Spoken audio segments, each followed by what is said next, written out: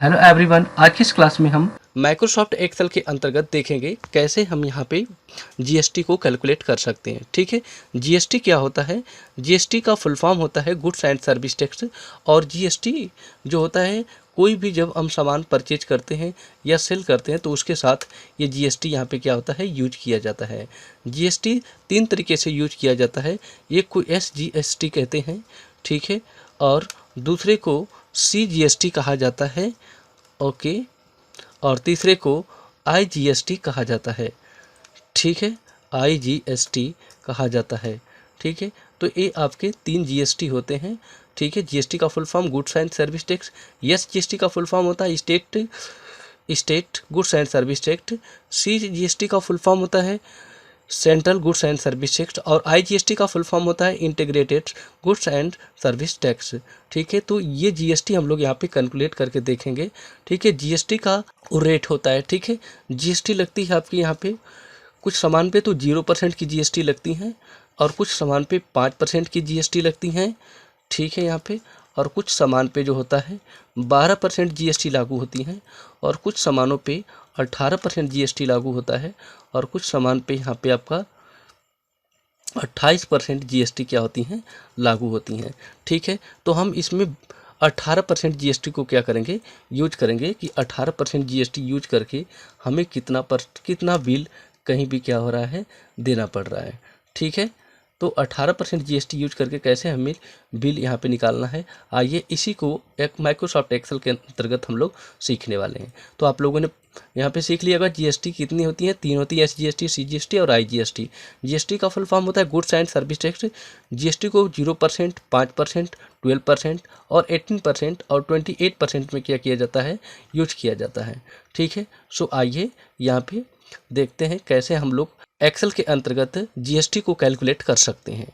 ठीक है, ओके, मैंने कुछ यहाँ पे चीज़ लिख रखा है, जैसे कि आइटम का नाम, क्वांटिटी, प्राइस पर रेट, बिल यहाँ पे। ठीक है, तो यहाँ पे बिल है, और मैं बिल को 18% में यहाँ पे क्या करना चाहता हूँ, जीएसटी में दिखाना चाहता हूँ। ठीक है ना, तो यस जीएसटी कटेगा, सी जीएसटी कटेगा, और फिर इसके बाद नेट बिल आएगा।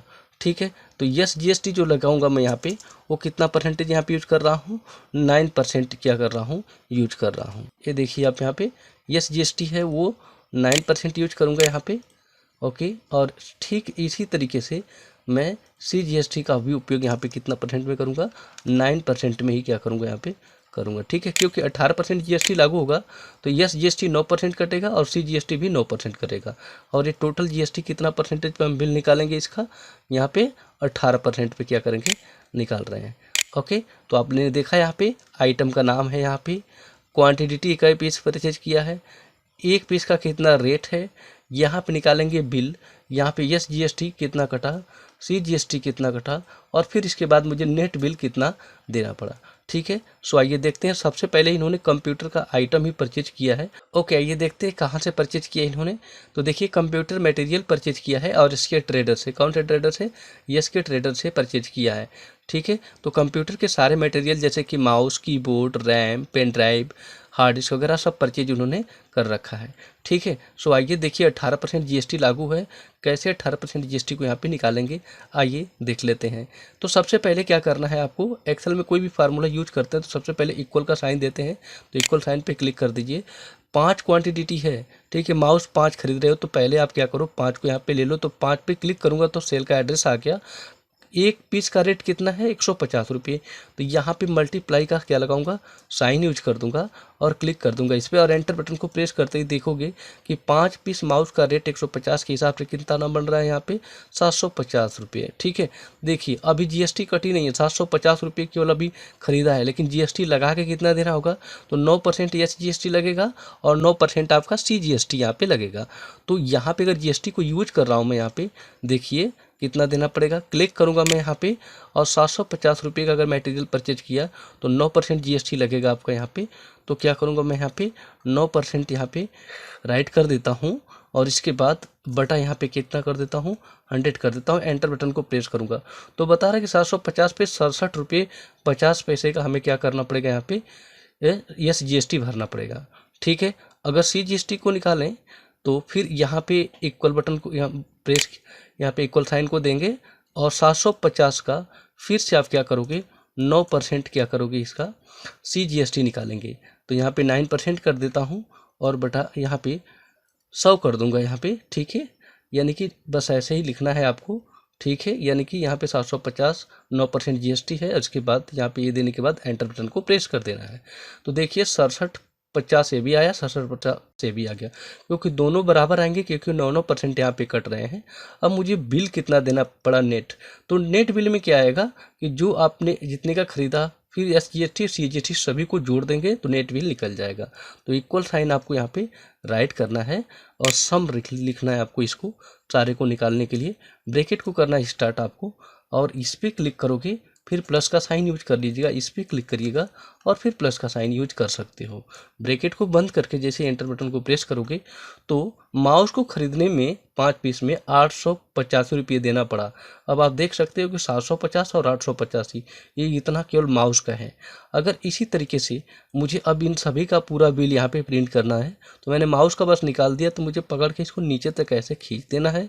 जैसे खींचूंगा तो आप देख सकते हो इसका अलग अलग रेट सभी का आया, और जिस हिसाब से आपने देखो कीबोर्ड 3 पीस था 300 रुपये के हिसाब से 900 रुपये का होगा, रैम 2 पीस है 500 रुपये के हिसाब से 1000 रुपये देना पड़ा, पेन ड्राइव 5 हैं तो 300 के हिसाब से 1500 रुपये देना पड़ा, हार्ड डिस्क 2 हैं तो 25 रुपये के हिसाब से यहाँ पे 5000 रुपये देना पड़ा। अब इसमें कितना SGST कटेगा, जस्ट इसको पकड़ के नीचे तक खींच दीजिएगा तो बता देगा कि कितना SGST आपको देना पड़ा। देखिए 900 रुपये पे 81 रुपये इसको देना पड़ा आपको SGST, 1000 रुपये पे 90 रुपये देना पड़ा, 1500 पे 135 और 5000 पे 450 रुपये GST देना पड़ा है SGST।